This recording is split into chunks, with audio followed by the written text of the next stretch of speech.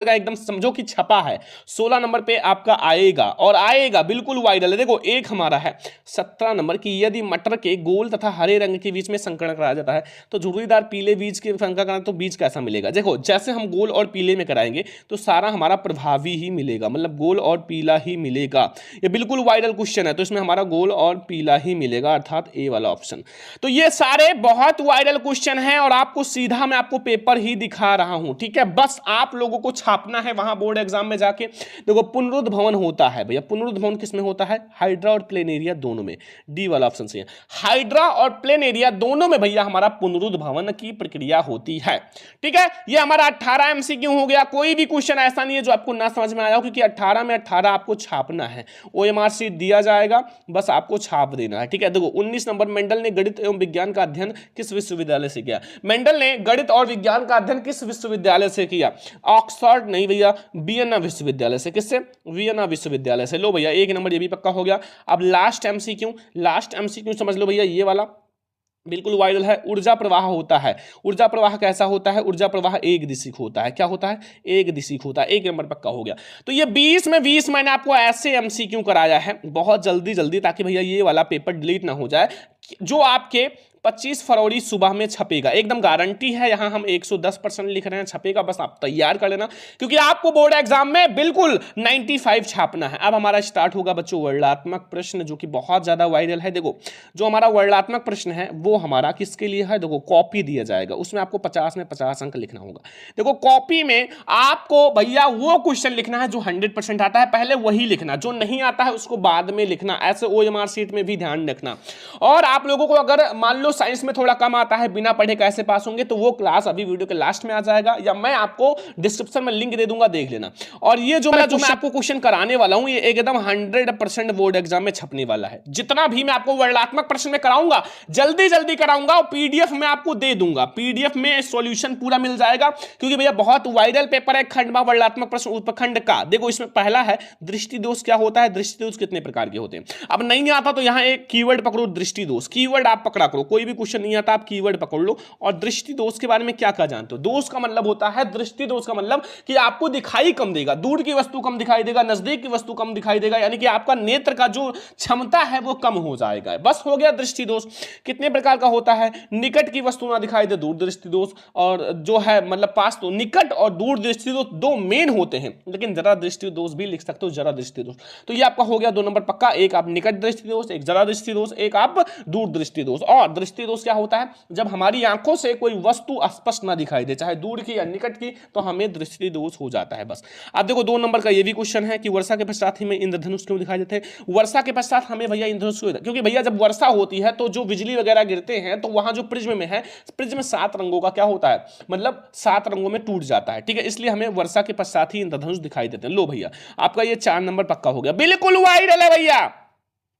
आप जब 25 फरवरी की सुबह सुबह पेपर देने जाओगे तो आप खुद कहोगे सर जी जो आपने बताया वही आया। सबसे पहले एक ये न्यूमेरिकल तैयार करना, अभी तैयार कर लो, पीडीएफ तो मैं आपको दे ही दूंगा, बस आप लोगों का लेंस वाला है 1/f बराबर 1/v माइनस 1/u, इसी पे जाके लगा लो भैया, आपको उत्तर मिल जाएगा, ठीक है। देखो 15 सेंटीमीटर फोकस दूरी वाला अवतल लेंस किसी बिंब से 10 सेंटीमीटर दूरी पर बनता है, बिंब से लेंस की कितनी दूरी होगी। लो 4 नंबर का, 4 नंबर के एक भी क्वेश्चन छोड़कर नहीं आना, सारा क्वेश्चन करके आना है, एक भी क्वेश्चन आपको 25 फरवरी को छोड़कर नहीं आना, ये पेपर आप बिल्कुल देख लो। तीसरा है किसी चुंबकीय क्षेत्र में गतिशील आवेशित कण पर लगने वाले बल किन किन कारकों पर निर्भर करता है, 4 नंबर का।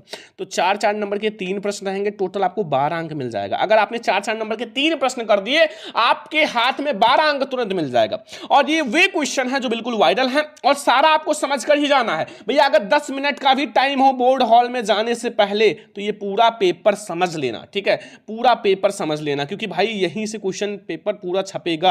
अब देखो भैया यहां 4 नंबर, मानव नेत्र से आप क्या समझते हैं, प्रत्येक भागों का वर्णन करना है, वस्तु से नेत्र से बना प्रतिबिंब किरण आरेख द्वारा समझाइए। 6 नंबर का देखो सबसे पहले आप कीवर्ड पकड़ो मानव नेत्र। अब मानव नेत्र यानी कि हमारा आंख क्या करता है, मेरा आंख जो है वो वस्तु को देखता है, ये प्रकृति की देन है, बहुत बहुमूल्य है, और इससे हम पूरे वर्ल्ड को देखते हैं, पूरे संसार को देखते हैं। ऐसे बना बना के लिखो, छोड़ो ना, ठीक है। नहीं आता ओम का नियम से आप किसे कहते हैं, परिपथ आरेख खींच कर समझे, ओम का नियम कर सकते हो। तो इन दोनों में से 6 नंबर का एक तो हम यहां लिख देते हैं स्टाम्प पे कि 100% आएगा बिल्कुल ये ऐसा पेपर है जो मैं आपको दे रहा हूं, बिल्कुल समझो वायरल पेपर दे रहा हूं, ठीक है। तो ये हमारा उपखंड फर्स्ट जो होगा यानी कि का वाला, उसमें आपके सारे जो वायरल प्रश्न है वो मैं आपको दे दिया।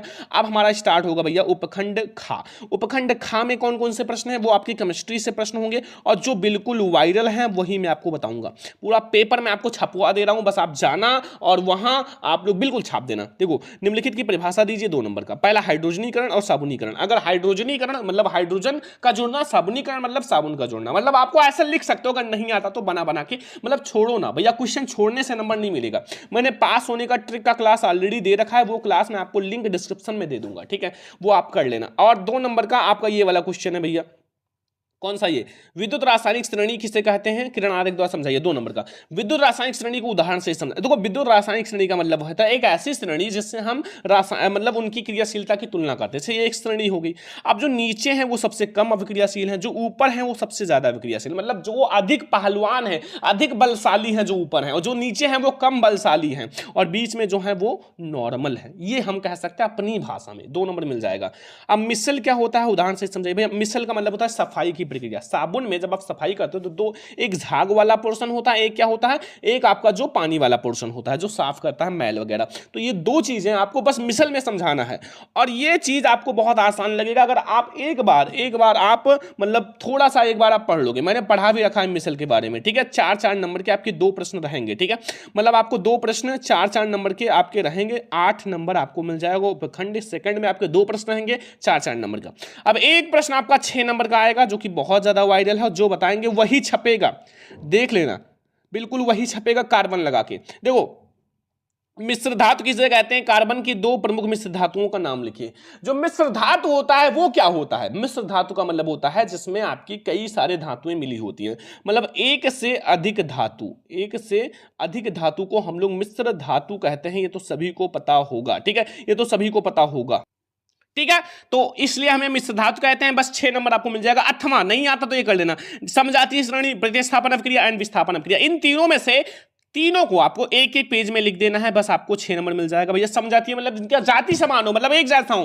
प्रतिस्थापन मतलब एक स्थान से दूसरे स्थान पर विस्थापित करना, विस्थापन वही चीज है। ये कार्बन वाला है, और ये हमारा जो नॉर्मल जो आपका पहले चैप्टर वाला है, ये हमारा हो गया भैया बहुत ज्यादा। अब हमारा उपखंड का स्टार्ट हो रहा है, जो बताएंगे उपखंड का में बायोलॉजी से है, बिल्कुल वायरल है। जो बच्चे मैथ में इंटरेस्टेड है उनको थोड़ा कम समझ में आएगा, लेकिन छोड़कर थोड़ी आना है। देखो भोजन में लार की क्या भूमिका, अब नहीं आता बता दो। भोजन में लार की भूमिका जो है वो मतलब भोजन को लुगदी बनाता है, और हम जब उसको खाते हैं तो आसानी से वो पाचन कर देता है। और लार जो होता है हमारे लिए बहुत ज्यादा इंपॉर्टेंट है। 4 नंबर मिल जाएगा, ठीक है। नहीं आता तो ये कर लेना। अंतःस्रावी ग्रंथि किसने कहते हैं, हमारे शरीर में पाई जाने वाले अंतःस्रावी ग्रंथियों के नाम। 4 नंबर का। तो 4-4 नंबर के आपके 2 क्वेश्चन हो चुके हैं, एक क्वेश्चन और रहेगा भैया 4 नंबर का। देखो निम्नलिखित में अंतरस्पर्शी नंबर, एक उत्पादक और उपभोक्ता, और देखो एक हमारा उत्पादक और उपभोक्ता, एक द्वितीय उपभोक्ता, तृतीय उपभोक्ता, ये 2 नंबर मिल जाएगा। लेकिन अभी आपको यहाँ 2 नंबर का क्वेश्चन ये है, ठीक है। टोटल 4 नंबर मिल जाएगा। ओजोन परत का निर्माण किस प्रकार से होता है, कौन सा रसायन ओजोन परत के अवक्षय को उत्तरदायी है। 4 नंबर का बिल्कुल 25 फरवरी की सुबह सुबह छपेगा, और मैं ऐसे बता रहा हूं, बस आप समझ कर जाओ, ठीक है। ये हमारा 4-4 नंबर का 3 क्वेश्चन आएगा, टोटल 12 नंबर मिल जाएगा। लास्ट में हमारा आता है सबसे ज्यादा वायरल भैया 6 नंबर वाले प्रश्न, जो कि आपके बोर्ड एग्जाम में बिल्कुल आएगा, ठीक है। देखो ये बहुत ज्यादा वायरल है मेरे प्यारे स्टूडेंट, ठीक है, बहुत ज्यादा वायरल। कि श्वसन तंत्र किसे कहते हैं, मुख से लेकर छोटी आंत तक भैया पाचन तंत्र का वर्णन करो। देखो पाचन तंत्र, श्वसन तंत्र, ये दोनों आपके लिए इंपॉर्टेंट है। 8वां मेंडल के नियम, मेंडल के 3 नियम थे, एक प्रभाविता, एक स्वतंत्र विमान, एक आपका पृथक्करण। ये तीनों नियम आपको समझना होगा, ठीक है। तो ये हमारा हो गया भैया जो हमारा साइंस का भैया 25